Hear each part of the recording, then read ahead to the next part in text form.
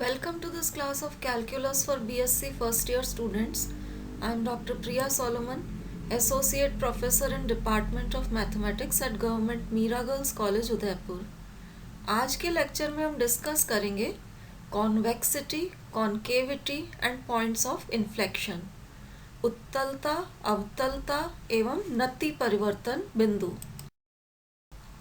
Concavity and convexity यानी अवतलता एवं उत्तलता, ये कंसेप्ट्स आपके लिए नए नहीं हैं क्योंकि फिजिक्स में आप already concave and convex mirrors and lenses पढ़ चुके हैं। अब with respect to a point, किसी बिंदु के सापेक्ष कॉन्केविटी एंड कॉन्वेक्सिटी किस तरह से डिफाइन होती है वो हम डिस्कस करेंगे।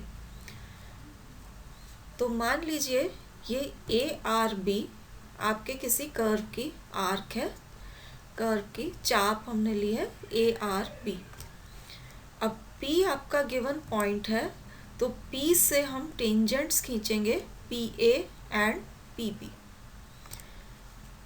अब अगर आप पॉइंट P से देखेंगे तो पॉइंट P से देखने पर आपको ये वाला जो पोर्शन है ए आर बी ये कॉन्वेक्स दिखाई देगा और ये जो रिमेनिंग पोर्शन है कर्व का ये आपको P पॉइंट से देखने पर कॉन्केव दिखाई देगा।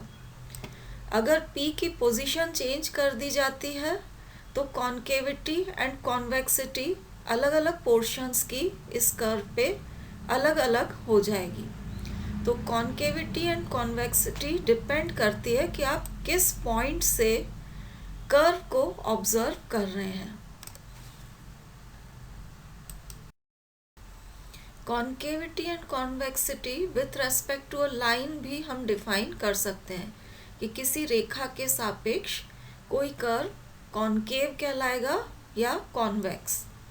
तो मान लीजिए C आपका गिवन कर्व है, हमें पता लगाना है कि किसी स्ट्रेट लाइन L के सापेक्ष C कॉन्केव है या कॉन्वेक्स। तो जैसा आप डायग्राम में देख सकते हैं ये C आपका कर्व है और इस लाइन के कॉरस्पॉन्डिंग हमें पता लगाना है कि कर्व कॉन्वेक्स है या कॉन्केव। तो P हम पॉइंट लेंगे कर्व पे जिसके थ्रू ये लाइन नहीं गुजरती है। तो लाइन आपकी सेपरेट है और ये P पॉइंट हमने कर्व पे ले लिया है। अब P पॉइंट पर हमने ये टेंजेंट लाइन स्पर्श रेखा खींची है। अब आप देखिए ये जो कर्व है इसका एक छोटा पोर्शन हम कंसिडर करेंगे P के आसपास। अगर कर्व का छोटा पोर्शन जो आप P के आसपास कंसिडर कर रहे हैं ये स्पर्श रेखा और लाइन L जो आपकी है इनके बीच में बनने वाले न्यून कोण के बाहर स्थित है, तो ये जो आपका कर्व है ये कहलाएगा convex with respect to this line L। और सेकेंड डायग्राम में आप देखिए कि ये आपका कर्व है, ये पॉइंट P है, इस पे हमने स्पर्श रेखा खींची है। अब यहाँ पर आप देखिए कर्व का हम पोर्शन कंसिडर करते हैं P के आसपास, तो कर्व का एक छोटा पोर्शन अगर आप कंसिडर करते हैं तो ये पूरा का पूरा पोर्शन स्पर्श रेखा और लाइन L के बीच में बनने वाले एक्यूट एंगल या न्यून कोण के अंदर आ रहा है।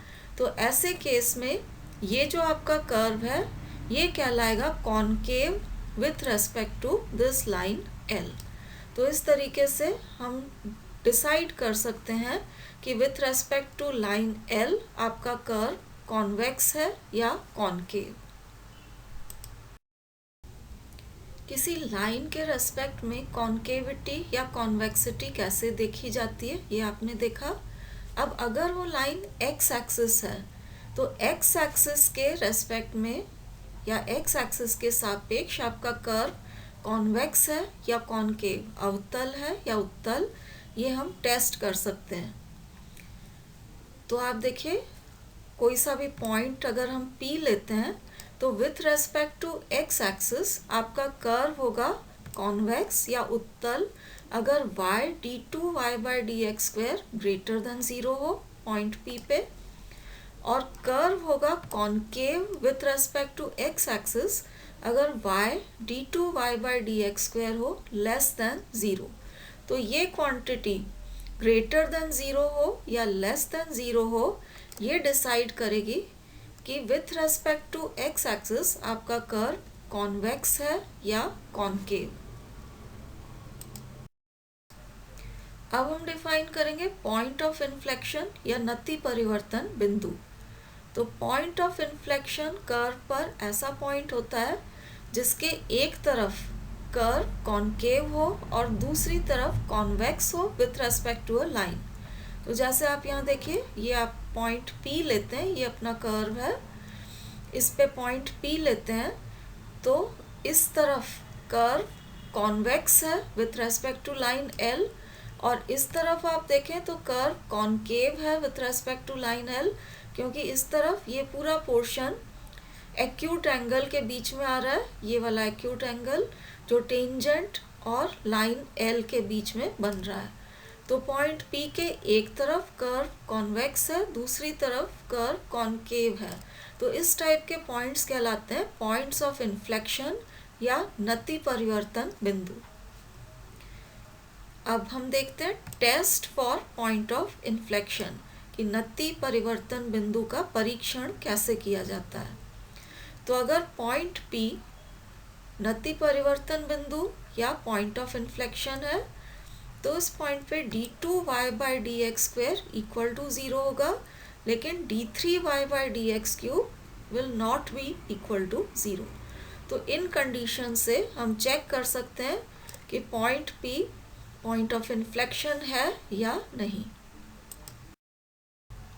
अब कॉन्केविटी एंड कॉन्वेक्सिटी चेक करने का एक एग्जांपल देखते हैं। तो यहाँ कर्व हमें दे रखा है y is equal to sine X. इस इंटरवल में ये कर्व है आपका 0 से लेके 2π तक के इंटरवल में, और इसकी कॉन्केविटी या कॉन्वेक्सिटी हम चेक करेंगे with respect to X axis. तो अब आप देखिए, ये जो कर्व है y is equal to sine X, अगर आप इसके लिए dy/dx निकालते हैं, इसको डिफ्रेंशिएट करेंगे, तो dy/dx हो जाएगा cos x के बराबर, and d2y/dx² will be equal to minus sine X. अब आप देखिए y is equal to sine X का कर्व यहाँ पर शो कर रखा है। तो साइन एक्स 0 पर 0 होता है, π/2 पर इसकी वैल्यू 1 होती है, फिर उसके बाद पाई पर इसकी वैल्यू घट के वापस 0 हो जाती है, पाई प्लस π/2 पर आएंगे तो वैल्यू -1 होगी, और एट 2π ये वैल्यू वापस 0 हो जाएगी। तो ये आपका वेव फॉर्म में चलता है y is equal to sine X. अब ये जो हमें इंटरवल दे रखा है 0 से लेके 2π तक का, इसको हम दो हिस्सों में बांट लेते हैं। पहला हिस्सा 0 से लेके पाई और दूसरा हिस्सा पाई से लेके 2π। पहला इंटरवल अगर हम कंसीडर करें 0 से लेके पाई तक का, तो इस केस में आप देख सकते हैं साइन एक्स की सारी वैल्यूज पॉजिटिव होंगी, तो y is equal to sine X जो है ये रहेगा पॉजिटिव ग्रेटर देन 0। अब d2y/dx² हमने यहाँ निकाला था, ये माइनस साइन एक्स के बराबर है। 0 एंड पाई के बीच में, क्योंकि साइन एक्स ग्रेटर देन 0 है, इसलिए ये जो d2y/dx² this is minus sine x है। साइन एक्स क्योंकि पॉजिटिव है, यहाँ नेगेटिव साइन लगा है, तो ये क्वांटिटी हो जाएगी आपकी लेस देन 0। अब कॉन्केविटी या कॉन्वेक्सिटी चेक करने के लिए हम कैलकुलेट करेंगे y d2y/dx²। तो आप यहाँ देखिए y पॉजिटिव है, d2y/dx² नेगेटिव है, तो पॉजिटिव क्वांटिटी को नेगेटिव क्वांटिटी से मल्टीप्लाई करेंगे तो आपके पास नेगेटिव क्वांटिटी आएगी, दिस इज लेस देन 0। अब लेस देन 0 आने का मतलब है कि ये कर्व हो गया कॉन्केव, और जैसा आप डायग्राम में देख सकते हैं दिस इज कॉन्केव डाउनवर्ड्स। अगर आप यहाँ एक्स एक्सिस पे खड़े होके इस कर्व को देखेंगे तो ये आपको कॉन्केव दिखाई देगा, ऊपर से नीचे की तरफ झुका हुआ। अब अगला इंटरवल आप लीजिए पाई से लेके 2π तक। इस इंटरवल में जैसा कि आप देख सकते हैं साइन फंक्शन जो है y is equal to sine X, इसकी वैल्यूज नेगेटिव हैं, तो y is equal to sine X, this is less than 0। d2y by D X square होता है माइनस ऑफ साइन एक्स।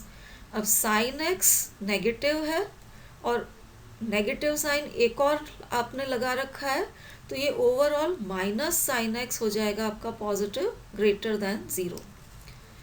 अब y into D two Y by D X square निकालिए, तो y less than 0 है, d2y by D X square pi से लेके 2 पाई तक की रेंज में ग्रेटर देन 0 है। तो वंस अगेन नेगेटिव क्वांटिटी को पॉजिटिव से मल्टीप्लाई करेंगे तो रिजल्ट आएगा आपका लेस देन 0। तो इस केस में भी आपका कर्व कॉनकेव होगा, लेकिन अब की बार ये कॉनकेव है अपवर्ड। आप यहाँ पर खड़े होके देखेंगे तो यहाँ से ये कर्व आपको कॉनकेव दिखाई देगा, लेकिन ये अब की बार है कॉनकेव ऊपर के डायरेक्शन में, कॉनकेव अपवर्ड्स। तो इस तरीके से y into D two Y by D X square निकाल के आप चेक कर सकते हैं कि curve with respect to X axis concave होगा या कॉन्वेक्स। अब पॉइंट्स ऑफ इन्फ्लेक्शन निकालने का एक एग्जांपल देखते हैं। यहाँ हमें कर्व का इक्वेशन ये दे रखा है, इसके हमें पॉइंट्स ऑफ इन्फ्लेक्शन निकालने हैं। तो पॉइंट्स ऑफ इन्फ्लेक्शन की कंडीशन आप जानते हैं, पॉइंट्स ऑफ इन्फ्लेक्शन के लिए d2y by D X square equal to 0 होना चाहिए, d3y by D X cube not equal to 0 होना चाहिए। तो y क्योंकि हमें दे रखा है, इसको हमने डिफ्रेंशिएट किया विथ रेस्पेक्ट टू x, तो ये dy बाई डी एक्स, एक बार और डिफ्रेंशिएट करेंगे तो d2y by D X square, और वंस अगेन आप डिफ्रेंशिएट करेंगे तो ये थर्ड ऑर्डर डिफरेंशियल कोएफिशिएंट अपने पास आ गया है। अब d2y by D X square 0 होना चाहिए पॉइंट ऑफ इन्फ्लेक्शन के लिए, तो ये d2y by D X square जो आपने निकाला था इसको 0 के बराबर इक्वेट करिए, तो ये x में इक्वेशन बन जाएगी। इसको सॉल्व कर रहे हैं तो दो वैल्यूज आ रही हैं, पहली x इज इक्वल टू 0, दूसरी इससे आ रही है x इक्वल टू 2/3। अब x इज इक्वल टू 0 यहाँ पर रखेंगे तो y इज इक्वल टू 1 आ जाएगा, and x is equal to 2/3 इसमें रखेंगे तो ये y की वैल्यू आप कैलकुलेट करिए, ये 11/27 के बराबर आ जाएगी। तो पहला पॉइंट ऑफ इन्फ्लेक्शन हो जाएगा x is equal to 0, y is equal to 1, और दूसरा पॉइंट ऑफ इन्फ्लेक्शन हो जाएगा x equal to 2/3, y equal to 11/27। तो ये दो पॉइंट्स ऑफ इन्फ्लेक्शन होंगे, क्योंकि इन पॉइंट्स पर d2y by D X square equal to 0 है and d3y by D X cube is not equal to 0। आप ये वैल्यूज यहाँ सब्सटीट्यूट करके देख सकते हैं कि d3y by D X cube is not equal to 0। तो ये दो हमें इस कर्व के लिए पॉइंट्स ऑफ इन्फ्लेक्शन मिलेंगे। पॉइंट्स ऑफ इन्फ्लेक्शन निकालने का एक और एग्जांपल देखते हैं। तो यहाँ देखिए ये कर्व का इक्वेशन हमें दे रखा है, जिसके हमें पॉइंट्स ऑफ इन्फ्लेक्शन निकालने हैं। तो सबसे पहले इस कर्व में देखिए आप y दो जगह आ रहा है, इसको आप कलेक्ट कर लीजिए और y की वैल्यू निकाल लीजिए। तो ये y is equal to a square x upon x square plus a square, ये आपके कर्व के इक्वेशन में से हमने y कैलकुलेट किया। अब इसको आप डिफ्रेंशिएट करिए तो dy बाई डी एक्स आएगा। इसमें ये ए स्क्वायर तो कांस्टेंट है तो इसको एज सच बाहर लिखा है, और x upon x square plus a square को रेशियो फार्मूला लगा के हम डिफ्रेंशिएट करेंगे। तो ये डिनोमिनेटर का होल स्क्वायर, फिर denominator into differential coefficient of numerator that is equal to 1 minus numerator that is x into differential of denominator that is equal to 2x। इसको आप सिंप्लीफाई कर लीजिए तो ये इस फॉर्म में आ जाएगा, ये x square minus 2x square, ये मिलके आपको माइनस एक्स स्क्वायर देंगे, तो ये a square minus x square upon x square plus a square whole square आ रहा है।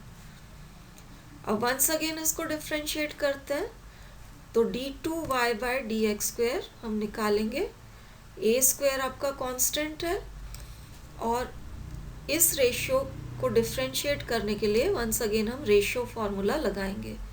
तो ये आपका डिनोमिनेटर का होल स्क्वायर करेंगे, तो x square plus a square whole square का होल स्क्वायर किया तो ये पावर 4 हो गई।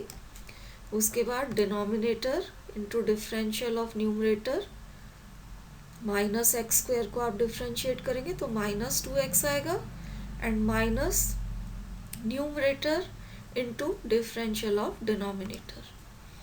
अब इसको सिंप्लीफाई कर लीजिए, तो आप देखिए x square plus a square यहाँ भी है और ये यहाँ भी है, तो ये कॉमन निकल जाएगा। ये कॉमन निकालने के बाद आप ब्रैकेट के अंदर की क्वांटिटीज़ को सिंप्लीफाई कर लीजिए, तो ये क्वांटिटी आपके पास बच जाएगी।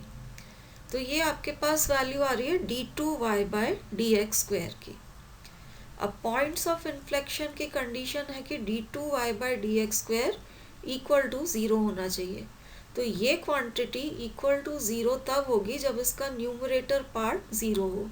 तो न्यूमरेटर 0 होने के लिए देखिए, न्यूमरेटर 0 तब होगा या तो ये x 0 हो, या x square plus a square equal to 0 हो, या 3a square minus x square equal to 0। तो d2y by D X square को 0 आप इक्वेट करेंगे तो या तो आपके पास आएगा x इक्वल टू 0, जो कि हमने यहाँ पर लिख रखा है। X square plus a square equal to 0 करते हैं तो x square will be equal to minus a square, जो कि आपको x की इमेजिनरी वैल्यूज़ या काल्पनिक मान देगा। तो इसको हम 0 के बराबर इक्वेट नहीं करेंगे क्योंकि ये इमेजिनरी वैल्यूज़ ऑफ x दे रहा है। 3a square minus x square को आप 0 के बराबर लेंगे तो आपको ये मिलेगा x square is equal to 3a square. तो इससे आपको पॉइंट्स ऑफ इन्फ्लेक्शन मिल जाएंगे। पहला पॉइंट ऑफ इन्फ्लेक्शन आपको मिलेगा at x is equal to 0, और इससे आप x निकालें तो दूसरी जो वैल्यूज़ आएंगी x की वो आ जाएंगी आपके पास plus minus under root 3a। तो ये x की वैल्यू या तो 0 हो या प्लस माइनस रूट 3a हो, तो आपको पॉइंट्स ऑफ इन्फ्लेक्शन मिल जाएंगे गिवन कर्व के। नेक्स्ट एग्जांपल में आप ये कर्व देखिए, इसके हमें पॉइंट्स ऑफ इन्फ्लेक्शन निकालने हैं। तो इसमें आप log y निकालेंगे, ये ई बेस पे लॉगरिथम है, तो ये हो जाएगा x टू द पावर 1/3 के बराबर। अब आप इसको डिफ्रेंशिएट करेंगे तो अपने पास आएगा 1/y dy बाय dx, और इधर डिफ्रेंशिएट करेंगे तो आपको मिलेगा 1/3 x टू द पावर -2/3। तो यहाँ जो लेफ्ट हैंड साइड में 1/y आ रहा है उसे आप राइट हैंड साइड में ट्रांसफ़र कर देते हैं, तो dy बाय dx की वैल्यू आपके पास इस तरह से आ जाएगी। अब इसको एक बार और डिफ्रेंशिएट करिए, तो ये 1/3 तो एज सच रहेगा, फिर प्रोडक्ट रूल लगा के इसको डिफ्रेंशिएट कर रहे हैं। First function y, differential coefficient of second function x to the power -2/3 को डिफ्रेंशिएट किया है, फिर second function x to the power -2/3 into differential coefficient of y, तो ये dy बाय dx हमने लिखा है। dy बाय dx की वैल्यू ये ऑलरेडी यहाँ कैलकुलेट की हुई थी, तो इसको एज सच यहाँ पर सब्स्टिट्यूट किया है। अब ब्रैकेट के अंदर से आप 1/3 y into x to the power -4/3 को कॉमन निकाल लेते हैं, तो ये आपके पास ब्रैकेट में क्वांटिटी बच जाएगी। अब पॉइंट ऑफ इन्फ्लेक्शन की कंडीशन लगाइए। पॉइंट ऑफ इन्फ्लेक्शन के लिए d2y बाय dx स्क्वायर 0 होना चाहिए। तो ये 0 होने के लिए या तो ये x टू द पावर -4/3 0 हो, this will give you x is equal to 0, या फिर ये ब्रैकेट के अंदर जो क्वांटिटी है ये 0 के बराबर होनी चाहिए। तो ये क्वांटिटी आप 0 के बराबर इक्वेट करें, इससे आप x की वैल्यू कैलकुलेट करिए। तो यहाँ देखिए x टू द पावर -1/3 1/2 के बराबर आ रहा है। आप क्यूब करके x की वैल्यू निकालेंगे तो x की value 2q that is equal to 8 आपको मिल जाएगी।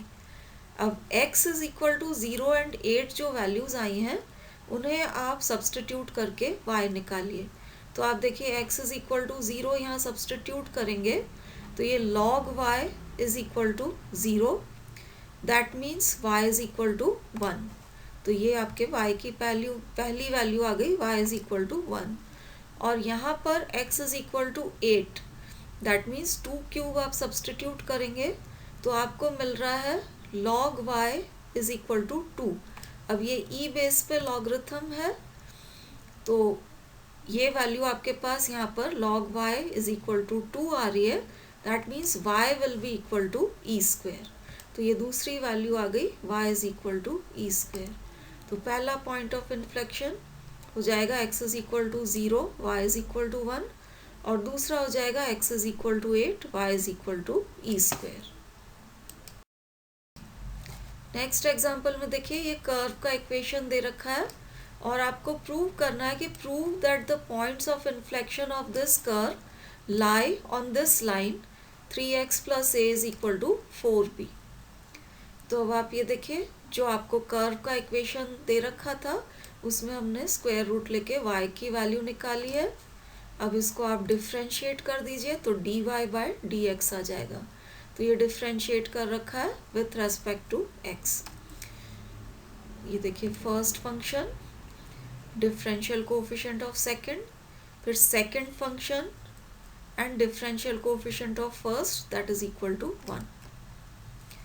अब इसको x minus b to the power -1/2 था, इसको नीचे under root x minus b आ जाएगा आपके पास, और ये x minus b to the power 1/2 था, तो इसको under root x plus b लिख रखा है। अब LCM 2 under root x minus B लेके आप सिंप्लीफाई करेंगे तो ये आपका न्यूमरेटर इस तरह से सिंप्लीफाई हो जाएगा। अब वंस अगेन आप डिफ्रेंशिएट करेंगे तो d2y बाय dx स्क्वायर आ जाएगा।